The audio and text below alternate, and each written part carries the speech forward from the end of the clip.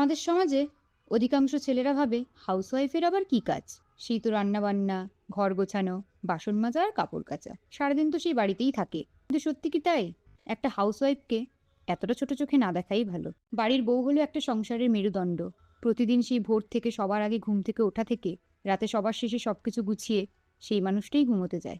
কোন কাজটা আগে করবে, কার কোন সময় কি দরকার, সবাই খেয়েছে কিনা, কারোর শরীর খারাপ হলে তার যত্ন নেওয়া, এই সব কিন্তু একটা হাউসওয়াইফেরই দায়িত্ব।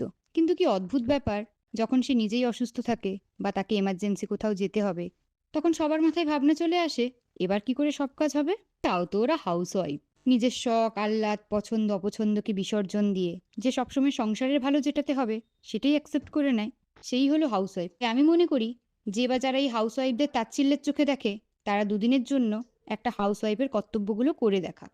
সেদিন থেকে হয়তো হাউসওয়াইফের সংজ্ঞাটা তার কাছে বদলে যাবে।